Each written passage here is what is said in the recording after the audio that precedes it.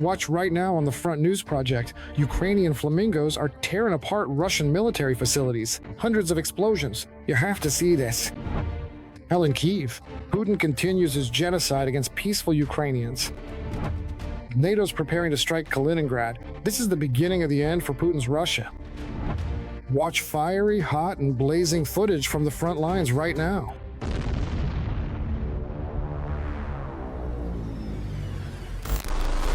Greetings, I'm Vladimir Timoshenko, and we're starting right away with the main topic. Ukrainian flamingos are turning into a real headache for Russia. Under attack are Roscosmos facilities, rocket fuel production, and critical elements of the Russian military-industrial complex. Moscow tried to intercept these missiles, but now it seems Ukraine is changing its tactics. And most alarmingly for the Kremlin, there are more flamingos, and the list of targets is only growing. Here are the details. Ukrainian flamingos continue to tear Russia apart. Personal documents. Turn off the lights.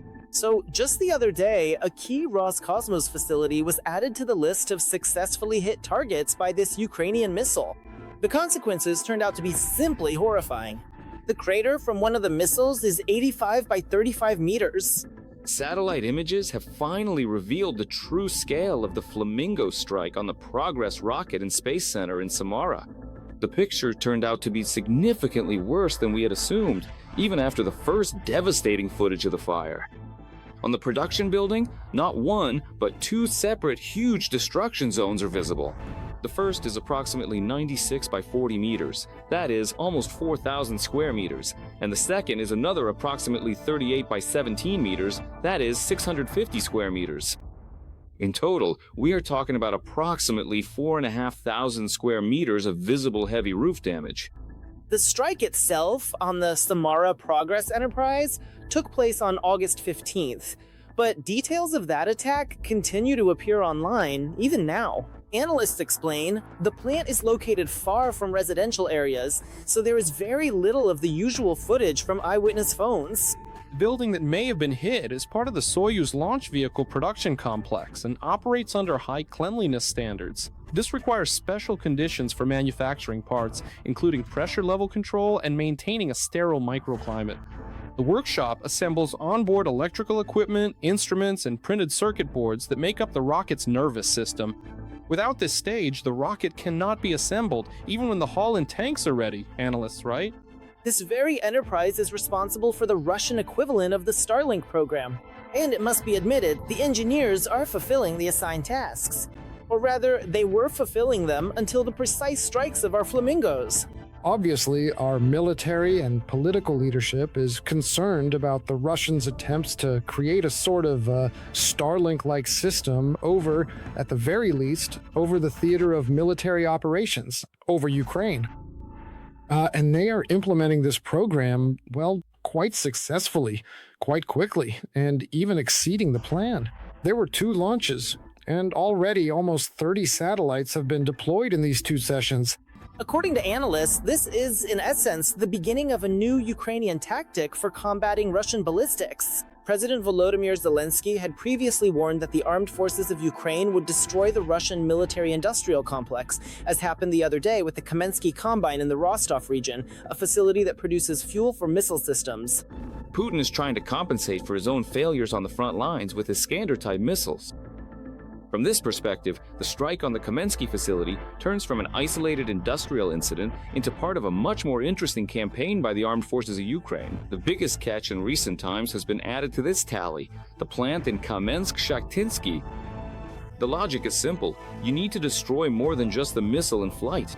First and foremost, you need to destroy the launcher before it fires, as well as the radar covering it, and also the factory that makes the components for producing the next missiles, including the fuel charges for them. At the same time, Ukraine seems to have obtained the entire list of factories and enterprises that are included in the production system for Russian long-range weapons.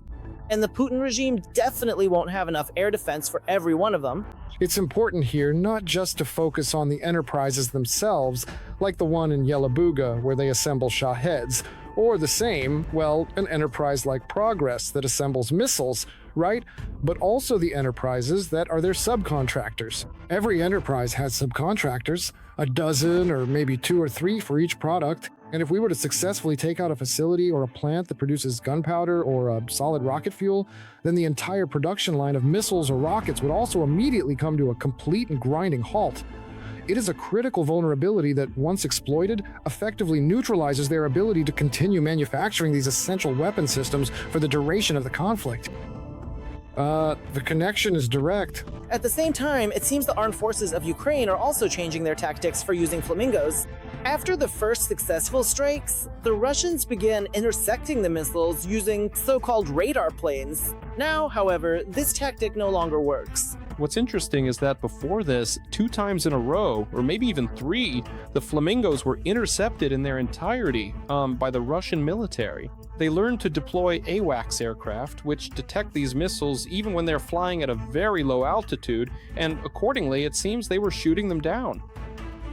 That's it. But now, after all, it seems it finally got through. It is noteworthy that, against the backdrop of the Ukrainian strikes, Russian propagandists are no longer able to claim that everything is going according to plan. The initial mockery of our flamingos across the border is smoothly escalating into panic. Missiles will fly in our direction, just as they are already flying. At one time, everyone was laughing at the flamingos. Yes, that pink, incomprehensible thing over there. It's not even Ukraine, not the British. I remember how I had to dissuade people on air. They would say, listen, it doesn't matter who or who created this technology. A British company, meaning Milani Group, or if it's Ukraine, it doesn't matter. A ton flying 3,000 kilometers is serious. It's hitting factories now.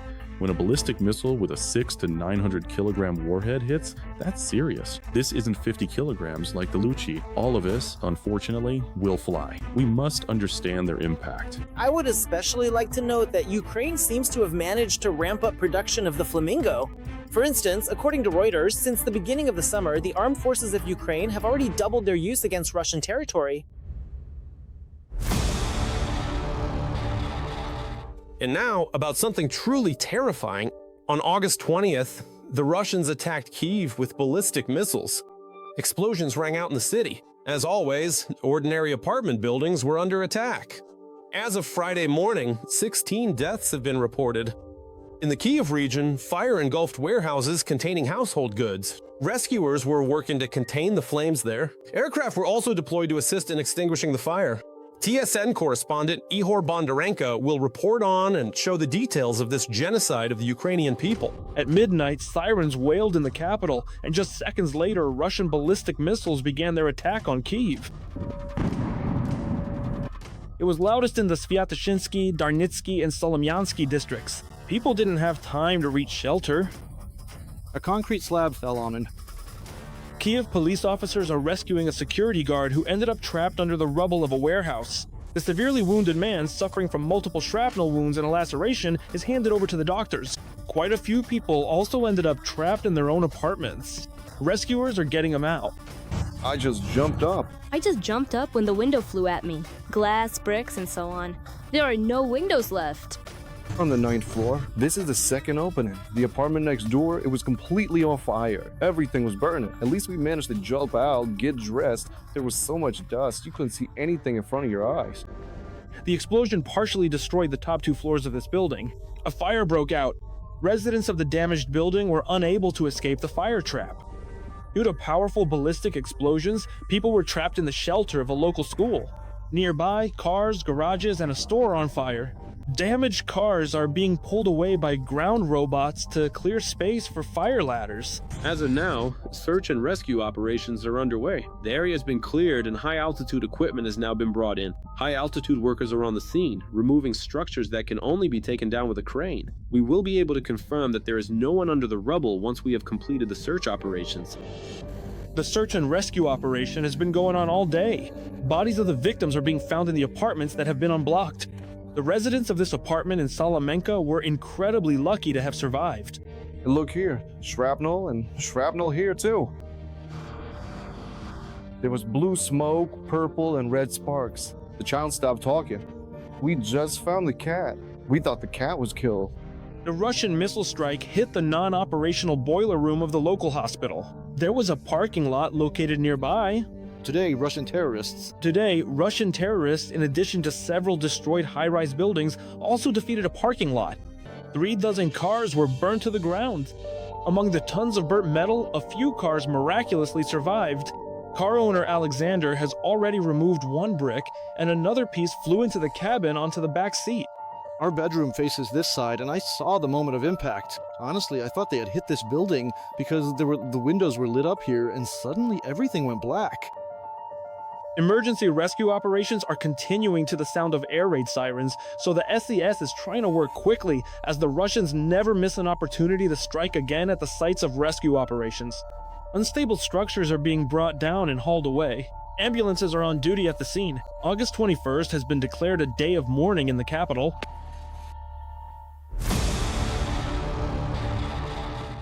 Well then, now it's time to analyze the operational situation on the blazing Pokrovsk front line. The enemy's becoming more brutal here as well.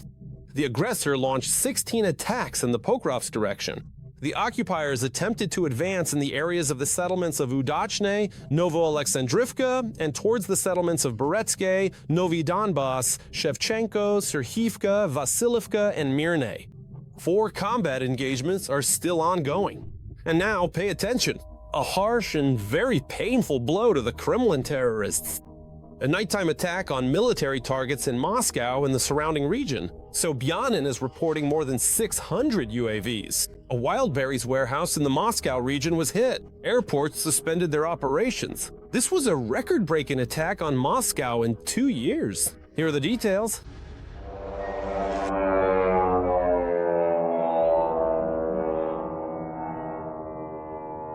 And while Putin's special military operation is going according to plan, the armed forces of Ukraine are launching a record number of drones at Moscow. Russians have endured the largest attack on the city. What do you mean you didn't film it? I'm filming.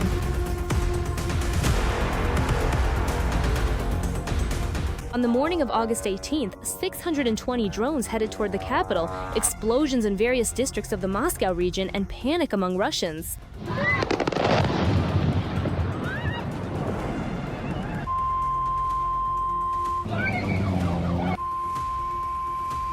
Show yourselves here. Meanwhile, the aftermath is already visible. There are reports of a possible hit on an Ozon warehouse, explosions in the area of the Moscow oil refinery, as well as a fire at a Wildberries facility.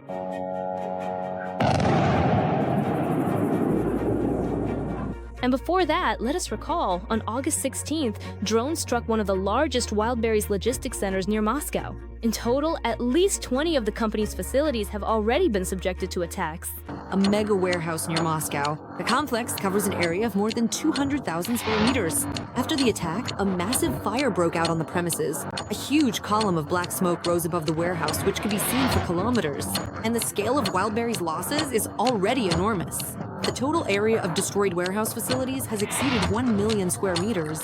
And while previously Russian authorities could dismiss such attacks as isolated downed drones, now entire hubs of Russian logistics and the economy are increasingly coming under fire. Russians themselves note that if Ukrainian strike assets manage to break through from long-range approaches, then the air defense system is extremely ineffective. Moreover, the ineffectiveness of the air defense system is also evidenced by the fact that Ukrainian drones managed to break through directly to Moscow. That is, to overcome all 4 rings of air defense systems around Moscow and the Moscow region. Moreover, the drones paralyzed the operations of an entire metropolis. For several hours, Moscow was effectively cut off from normal air traffic. Restrictions were imposed at the capital's airports in Domodedovo, and some flights had to be delayed or diverted. These are effectively the air gateways of the Russian Federation. These are colossal losses for the Russian Federation. Regardless of the final outcome of the Ukrainian drone attacks, the losses to the Russian economy will amount to billions of rubles. But the Russian authorities continue to traditionally report, first and foremost, on the number of targets shot down. And here, some interesting math emerges. Moscow Mayor Sergei Sobyanin announced that 180 drones had been shot down. At the same time, Russian sources themselves are reporting over 620 drones heading toward the capital and the surrounding region. So where did the rest of them go? Did they actually hit their targets? The statements from both Sobyanin and the Russian Ministry of Defense do not correspond to reality at all. In other words, they are trying to A. conceal objective control data, specifically the results of the Ukrainian side's attacks, plus B. minimize any information about the real quantity of Ukrainian UAVs, and accordingly about the real capabilities of the Russian air defense system. Well, meanwhile, Moscow's air defense crews are once again demonstrating their effectiveness. But drones are far from the only problem. In Moscow, Tuapse, Belgorod, and other regions, it's becoming increasingly difficult to find regular gasoline. And this is despite the fact that Russia has already started saving its fuel market with imports from India and even Morocco. But judging by the lines at Russian gas stations, no magic happened. We are in Tuapse. Only 4 pumps are currently working, and there is a 2.5-hour wait in line. Honestly, we barely made it through. According to the Russian side's own estimates, gasoline is available at only 28% of gas stations in Moscow. In other words, the situation is catastrophic. And it seems the gasoline shortage in Russia is already forcing them to master new, let's say, fuel extraction technologies. You'll get a little bit. Yeah, you'll definitely swallow some. Definitely some gasoline. And then you just don't start the tube. It flows out by itself. In the end, everything is going according to plan.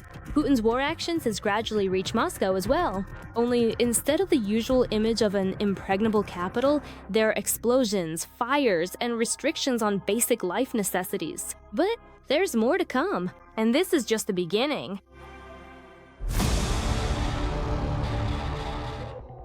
And now we move to the Kostiantynivka direction of the front. The fiercest fighting continues. In the Kostiantynivka direction, the defense forces repelled 12 enemy assaults in the areas of the settlements of Kostiantynivka, Novoselivka, Sofivka, and towards the settlements of Dovhabalka and Stepanivka. One more combat engagement is ongoing.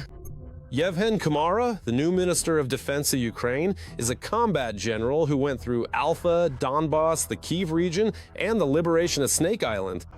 Even before the full-scale war, his unit was one of the first to bet on FPV drones. Now, Khmara is in charge of the entire defense ministry. What is he preparing for the army? Why is his appointment already being called a signal for a new phase of the war? And why are they hysterically afraid of Khmara in Moscow? Let's watch.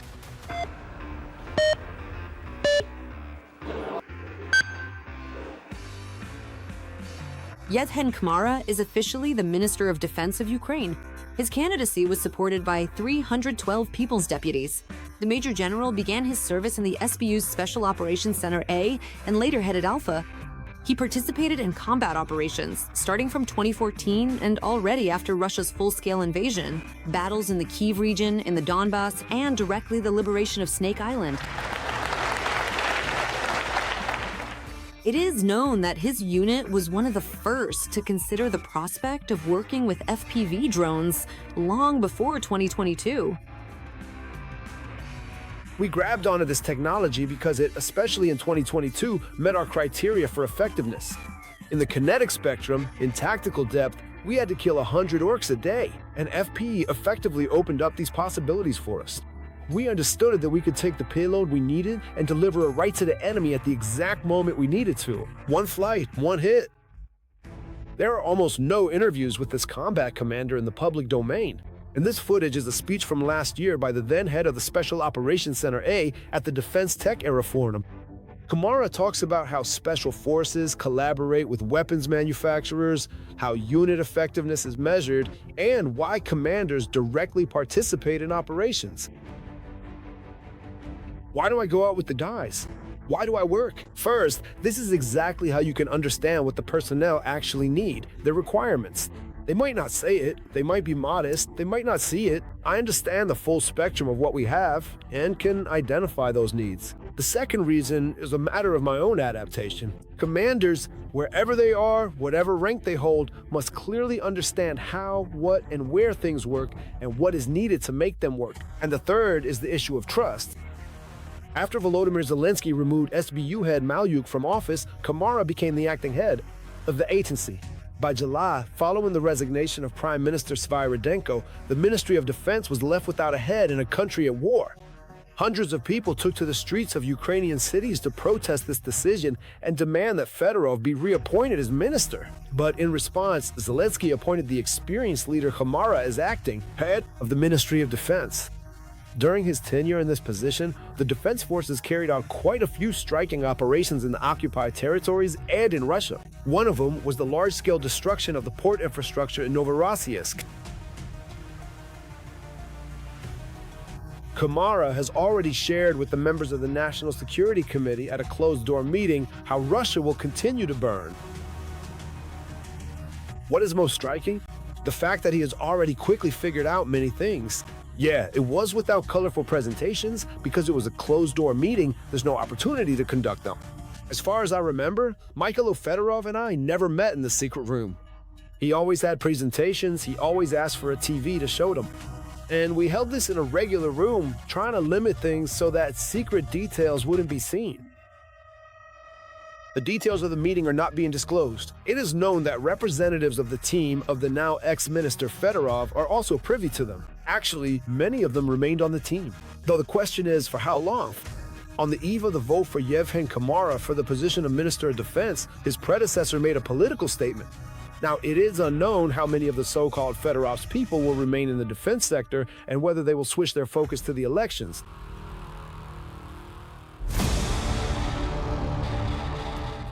Well then, now for an analysis of the situation on the Huliaipol front line. The bloody bacchanalia of the enemy army continues here as well. In the Huliaipol direction, the defense forces repelled 11 enemy attacks towards the settlements of Novoselivka, Rivne, Dobropilya, Zaliznichne, Lizne, and Sharivne. One of these attacks is still ongoing. While the Kremlin and its propagandists paint a picture of victorious advancement, Ukrainian defense forces are driving the enemy from their positions, cutting their logistics and forcing them to pay an ever-increasing price for every meter of advance. Why has the Russian army been losing more people than it can recruit for several months now? And what is actually happening on the front line? Watch in our latest Frontline report. This video shows how Special Operations Forces are liberating the settlement of Andriivka-Klishivka in the Donetsk region. SSO fighters pushed the occupiers out of their positions and regained control over the territory. About 30 Russian military personnel were taken prisoner. Those who continued to resist were killed.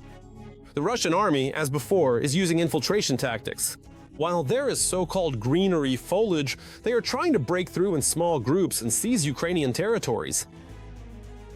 The enemy is currently mainly relying on tactical assaults with small infantry groups, and they're making significantly less use of their armored vehicles in these specific engagements compared to what we have seen previously. They mainly rely on motorcycles, buggies, ATVs, and relentless infantry assaults. Just constant wave after wave infantry assaults. That is to say, these tactical assaults are being carried out in relentless waves, both during the day and throughout the night. In recent days, the Russian invaders have continued offensive operations in various sectors of the front. However, the Ukrainian defense forces have been able to stop the enemy. The armed forces of Ukraine currently have full initiative along virtually the entire front line, which is why the Russian military and Z-bloggers are trying to create their own picture of the situation on the front lines in the information space. This is one of the latest posts from a Kremlin military blogger about the operational situation. The enemy continues attempts to stop the advance of our assault units and seize the initiative. In the area of our units' operations, the AFU deployed 5 infantry and 11 mobile assault groups. The enemy had no success. Before reaching the attack lines, our troops destroyed 2 armored vehicles, 10 cars, and up to 2 platoons of personnel. The propagandists are lying, claiming that the Ukrainian army, as always, is failing. The Russian army's moving forward. The American Institute for the Study of War also notes the exaggeration of the situation on the battlefield. The Russian Ministry of Defense and Russian military bloggers continue to exaggerate Russian successes in the Oleksandrivka and Huliaipol directions as part of a systematic Russian cognitive warfare effort aimed at spreading claims of large-scale Russian gains for informational purposes. The goal of such disinformation is to create the impression of significant victories for the Russian army and to influence the perception of the situation on the front line. And it is shaping up in favor of the Ukrainian army because they are successfully managing to cut off the enemy's logistics, smashing their ammunition and fuel supplies to smithereens. And without that, it is impossible for the occupiers to move forward. Our intelligence teams are working tirelessly, not only on the front line and at medium range, but even at much greater distances than that. It is a comprehensive effort that spans across every critical sector, and we possess the advanced capability to continuously monitor and track the specific routes that the enemy forces, specifically the Russian troops, rely upon for their critical logistics chains. Because we have this visibility, we are able to effectively and precisely carry out targeted strikes on their logistics networks and their transport vehicles, which significantly disrupts their ability to sustain operations in the field. According to Ukrainian intelligence, the Russian army's losses on the front line are already exceeding their monthly recruitment of contract soldiers. In June, the total Russian losses amounted to approximately 39,000 people, of which about 60% were killed or missing in action. In July, the situation for the occupiers worsened even further. At that time, Russia was short at least 40,000. At the same time, in June, 36,000 people signed contracts with the Russian Ministry of Defense, and in July, about 39,000 people did. For several months now, the Russian army has been losing more people than it is recruiting, and in the information space, it is forced to lie about its supposed successes. And now it's time to analyze the situation on the Sloviansk direction of the front. The Russian world continues to destroy, kill, and maim here as well. In the Sloviansk direction, the defense forces stopped 10 attempts by the invaders to advance in the areas of the settlements of Rezdyovka, Kriva Luka, Zakitne, and towards Rai Oleksandrivka and Mykolaievka. One combat engagement still ongoing. A war between the Russian Federation and NATO could begin in the near future. At the very least, the Western press is writing about this openly, and the North Atlantic Alliance might strike the Russians' military bases in Kaliningrad. When exactly could this happen? Watch our report and you'll find out. World War III might be closer than it seems. NATO has allegedly already developed a scenario for action in the event of a direct Russian attack on the Baltic states. This is reported by the German publication Bild, citing military sources. It is completely obvious that, let's call it that, the legal, from the point of view of the legal basis for an attack on Narva or Daugavpils or on Vilnius, is ready. According to the written scenario, in the event of a large-scale Russian attack, NATO must first neutralize the missile threat. Russian missile systems could be targeted, primarily in Kaliningrad, and then deep within Russian territory as well. And this is not just a hypothetical scenario. NATO is seriously considering the possibility that Russia might attempt to open a new front against the Baltic states, especially in the event of Ukraine's defeat. Russia wants to overthrow Zelensky and install a Russian puppet in his place in order to control all of Ukraine. And as soon as that is done, you'll see them start to focus on one of the Baltic states. Lithuania has often been mentioned in Vladimir Putin's speeches, and we should have listened to that, listened much more. In parallel, they're planning to create a kind of autonomous defensive zone along the borders of Russia and Belarus. Its task is to stop the advance of Russian troops with the help of drones and other robotic equipment. But the most interesting part is supposed to happen far behind the front line. According to Bild, special units could be tasked with disabling key Russian airfields, defense industry facilities, bridges, and railway hubs. However, while Moscow assures that it has no intention of attacking anyone, NATO is preparing a response to a completely different scenario, just in case. They've made up this idea that Russia wants to attack NATO. Have you completely lost your minds? You're as dumb as this table. Who came up with this? It's nonsense. And here, the factor of the Russians themselves appears in the scenario. The authors of the plan are allegedly counting on the help of Russian citizens who oppose Putin. In effect, this is an attempt to exploit internal dissatisfaction with the regime during a large-scale conflict, the level of which is growing in Russia every day. They've already pushed pensioners to the brink. To put it bluntly, there's nothing to eat. God knows what's going on at the front. In 4 years, they've advanced like 100 kilometers or whatever, right? Everyone here keeps praising and overpraising. We have the best equipment, yeah, military equipment. Well, if you compare it to America or Europe, it's the best. Well, where is it? You don't see this vaunted equipment if people are getting killed. Another element is the so-called air bridge. With its help, drones and robotic systems can be delivered into Russian territory, which will be used to attack military bases and airfields. And the ultimate goal of this scenario is not to capture Russia, but to push its troops back to the internationally recognized border. The very fact that the military is modeling a possible war with Russia in such detail shows the main thing. In Europe, they are no longer just talking about a threat, they are preparing for it at the level of concrete scenarios.